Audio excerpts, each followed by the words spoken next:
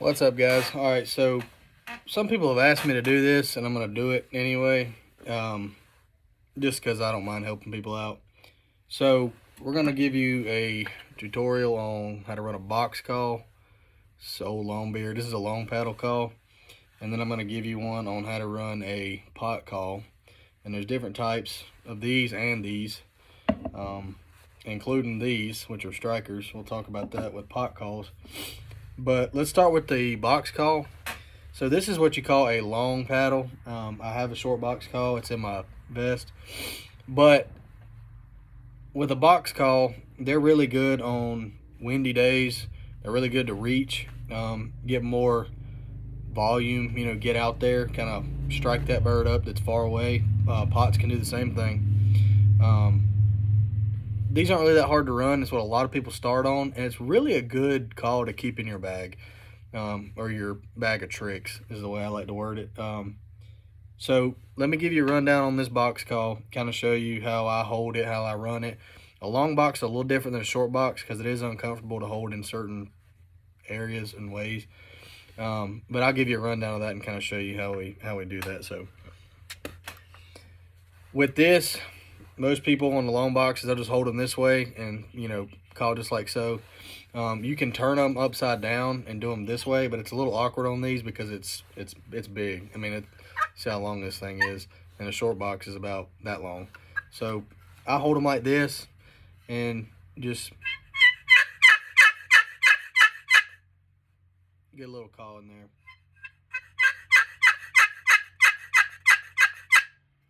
Now, the difference you're going to get in box calls is the box itself and the lid.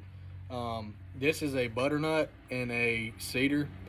Butternut boxes are probably the best when it comes to getting a really good volume. And they'll get out there and they'll make a good sound. But walnut's good. They even make all cedar boxes. Mahogany, there's plenty of them that make good stuff. So then you move on to the pot call. These are good for the same aspect. The last turkey I did kill in South Carolina, I killed him using this pot call right here. Finished him with a mouth call, but this is the initial call that got the bird to me.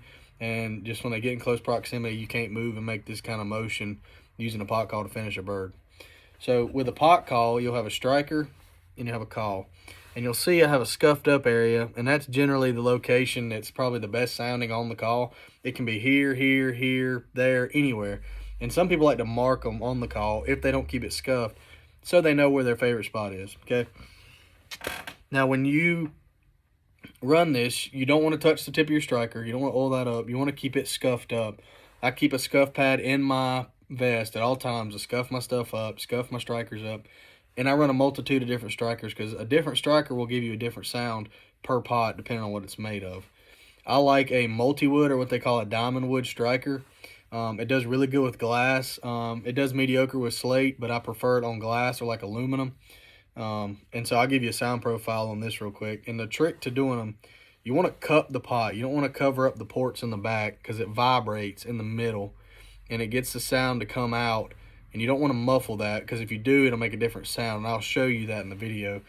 But you want to hold it, slightly cup your hand, or hold it, with the minimal amount of fingers. But you want to kind of cup it or get to one side where it's got more openness, and favor the spot that you want to strike to your advantage so you can just pull it. You don't want to be up top and look awkward. You want to pull it. You know what I'm saying?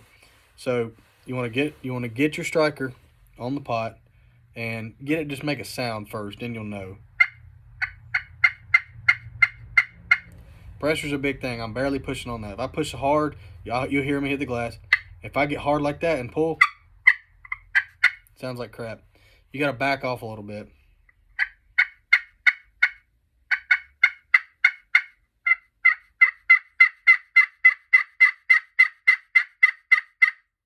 If I cover that up, don't sound so good. If you want to purr, you just got to lightly pull it, kind of let it chop itself down.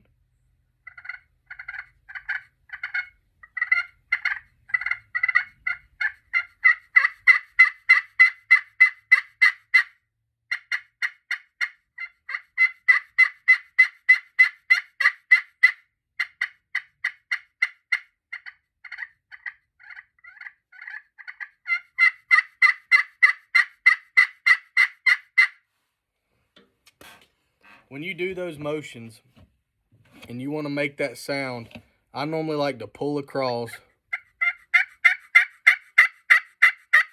in an up and down motion. You can J hook it.